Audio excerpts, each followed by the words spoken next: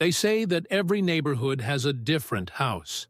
Mine has always been 137 Maple Grove Street. And guess who lives there? That's right, me. The old house with the crooked roof, the grimy bricks, the wooden fence that groans when the wind blows past.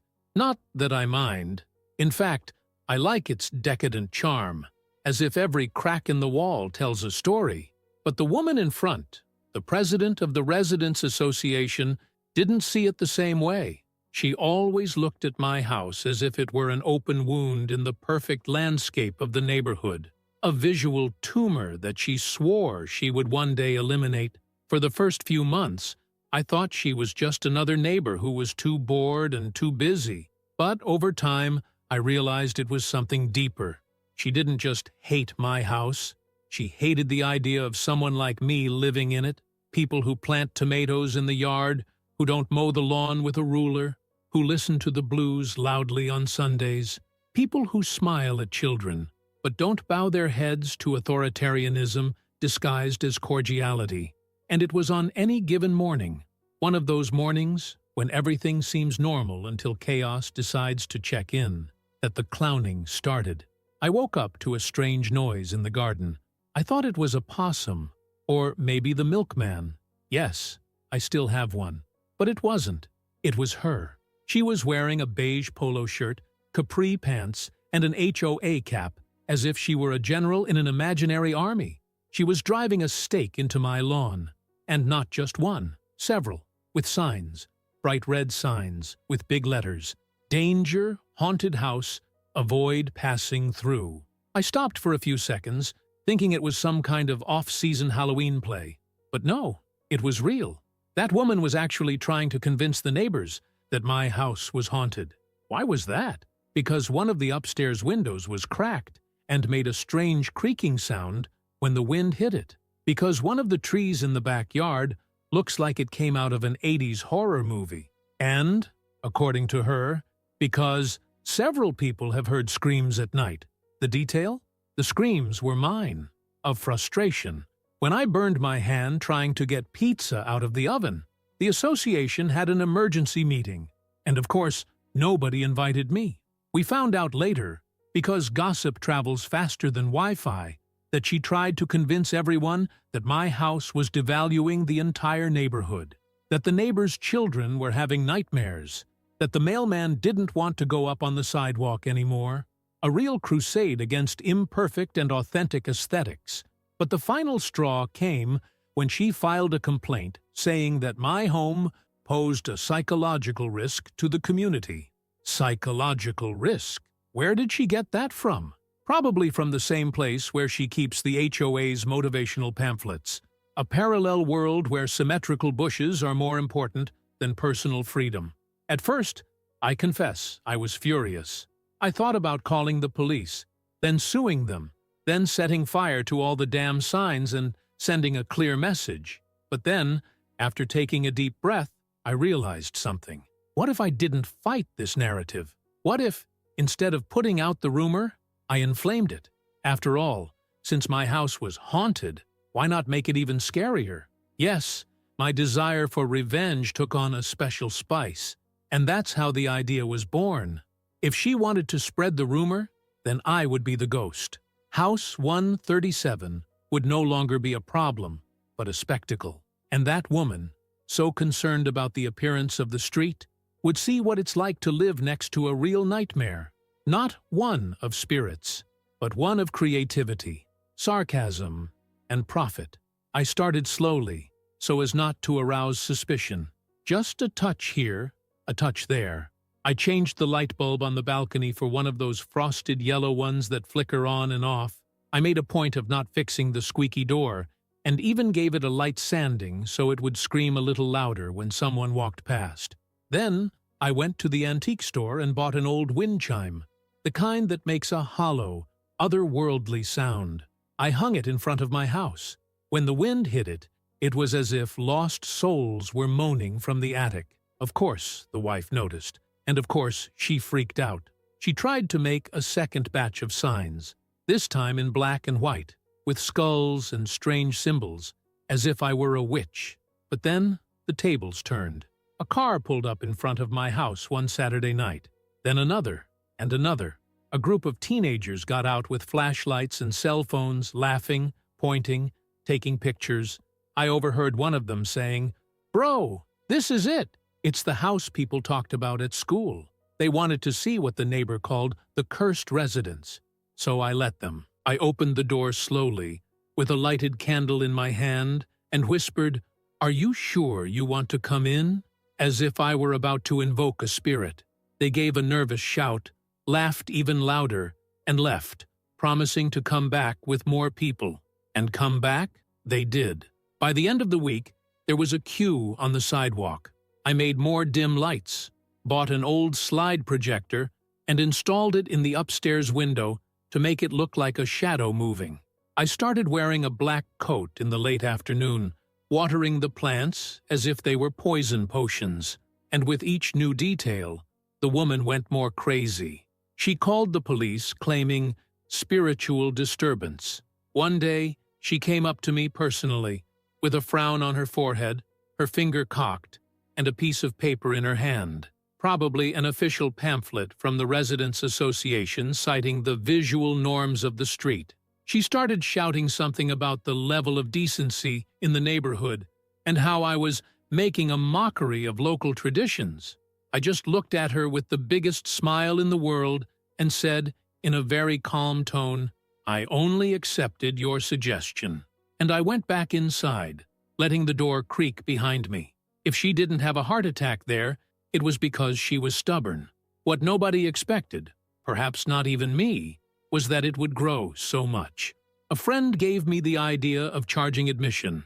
I gave a homemade tour, complete with a dark corridor made of old curtains and the sound of moans and footsteps.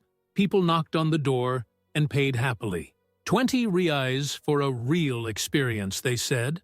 I started calling the place the Maple Grove Curse House, as if it were an old legend.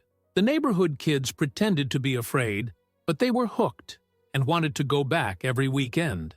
And I, who just wanted peace, ended up finding a new source of income. It was ironic.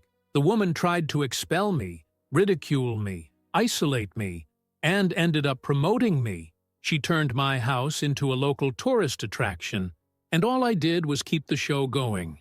But the best was yet to come, because the more she tried to contain it, the more she fed it. Every complaint she made, every frown, every absurd flyer she left in the mailbox, it all became more fuel, more inspiration, more reason to decorate the facade with antique dolls and whispers programmed into hidden speakers.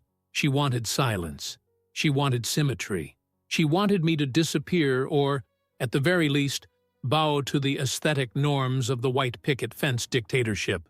But instead, she found screams, artificial smoke, and cheers from teenagers coming out of the house shouting, "That was insane, bro!" Suddenly, the neighborhood wasn't so quiet anymore. But it wasn't so boring either. And the neighbors? Well, some got angry, but others began to laugh at the situation. One couple asked me to give them a private tour.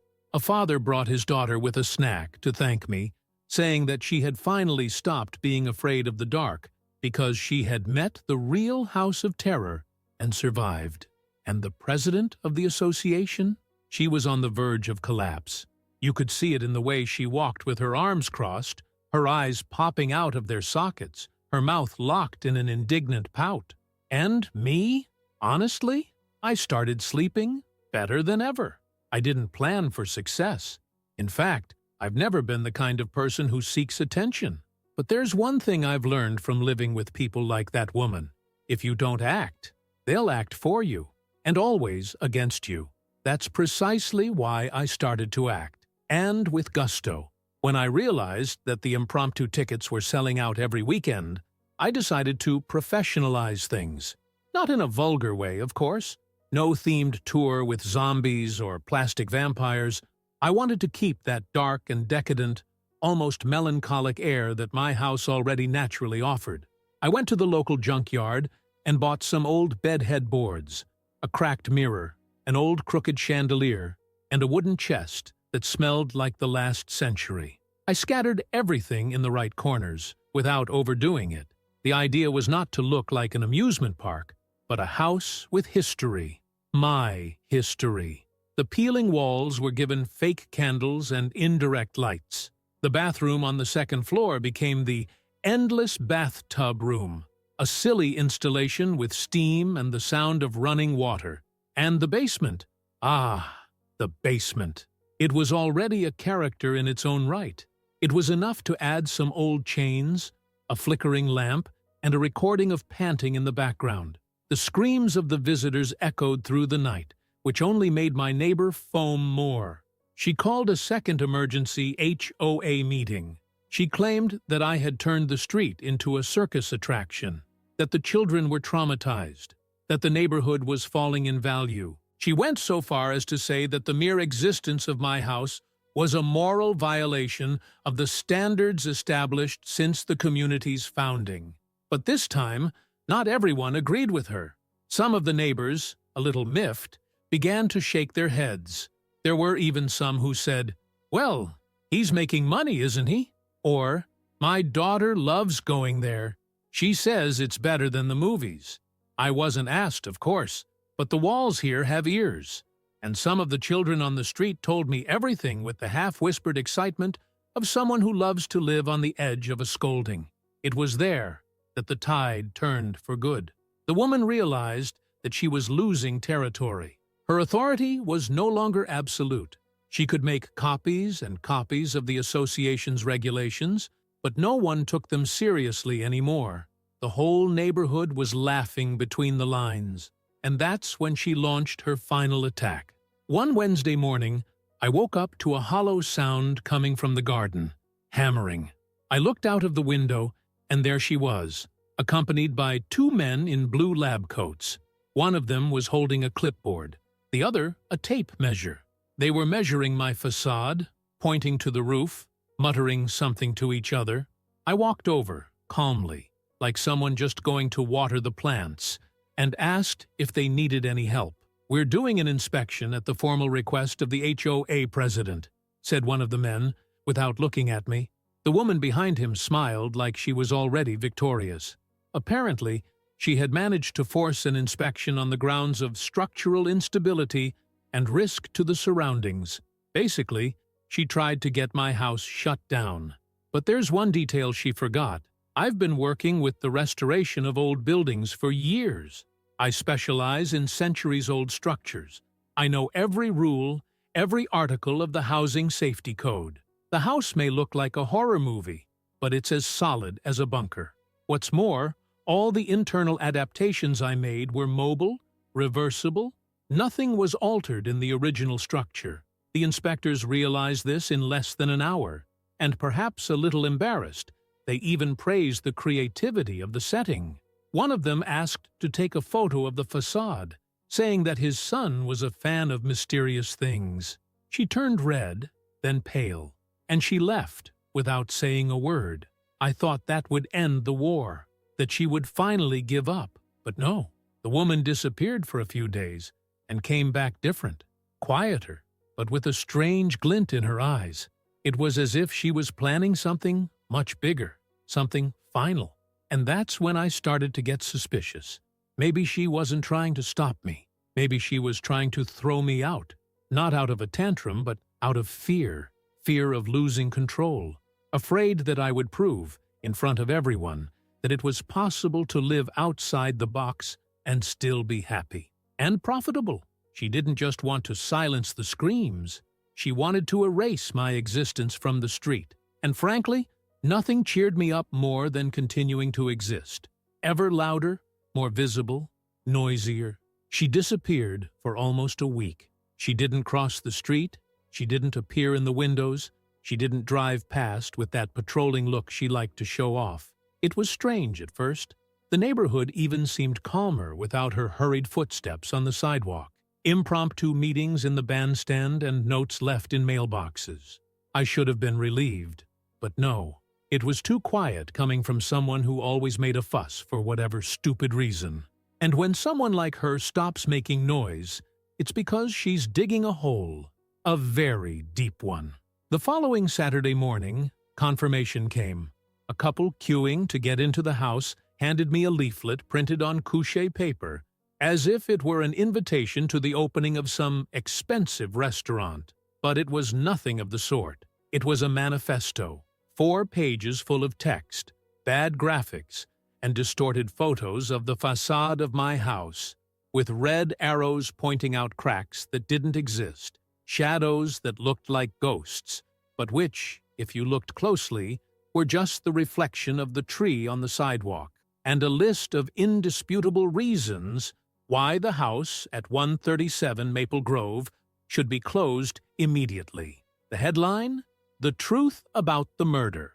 Saving Our Neighborhood begins with its removal. The woman had printed hundreds, maybe thousands, and distributed them not only there, but in the surrounding neighborhoods, in the markets, at the library, even at the newsstand. She didn't even spare the local school. It was almost an election campaign, but with the aim of wiping me off the map. It was the delirium of an association president who thought she was on a spiritual battlefield. And the best part? It only attracted more people. The pamphlet became a meme among teenagers. They started circulating with folded copies in their pockets, saying they had found the map of terror. There were even people who tattooed the shadow of the facade on their arm. I swear to everything that is strange in this world. It took on proportions that even I didn't expect. Local reports began to seek me out. A journalist came to do a story and left saying that the experience was better than a lot of modern escape rooms out there. A group of theater students asked to present a themed performance in the garden. I let them. Of course I did. The younger neighbors gave them a standing ovation, and the wife almost had a meltdown when she saw teenagers in black going around the house with fake candles and singing Latin songs taken from an RPG website. She tried again. She filed a new petition, this time with more signatures, almost all in the same handwriting, which was a pearl in itself. She tried to claim continuous nocturnal disturbance. But I had already anticipated that. I bought sound meters and always kept the volume within the limit allowed by law. I made a point of documenting everything, printing out reports, and, what's more, I installed visible cameras pointed at the street with a sign. Smile, you're being filmed, even if you're handing out defamatory leaflets. She sued me. Yes, she had the audacity. She tried to claim collective moral damage. The judge could barely keep a straight face reading the petition. My lawyers, who, ironically, are a gay couple she tried to stop from adopting a child years ago, made a point of taking the case for free. 1 hearing. That's all it took. The judge dismissed the case, recommending that the plaintiff seek less obsessive distractions. After that, she withered away. She was still there, of course. She crossed her arms on the balcony and looked at my house as if she could still disintegrate it with the power of her mind. But no one was listening anymore. The street had changed. The neighborhood breathed differently. It was as if everyone had finally realized that they could live with the strange, the ugly, the noisy, and that, deep down, it all gave the place a certain charm. Today, Casa 137 is a reference point. There's a queue every weekend. On Halloween, I do an extended version with skits in the backyard and an artificial bonfire in the side alley. People from outside come just to take a photo in front of the facade that she swore she would one day destroy. And I stay there, on my wooden stool, sipping black tea with lemon, smiling inside and out, because the woman who wanted to erase me ended up turning me into a local legend. And best of all, I never had to raise my voice. I never had to shout. I just had to let her do exactly what she always did, spread fear. Her mistake was thinking I was going to hide. But I'm not the type to hide. I'm the type who turns on the lights, puts on the soundtrack, and sells tickets at the door. Don't forget to leave your like and comment below. 1829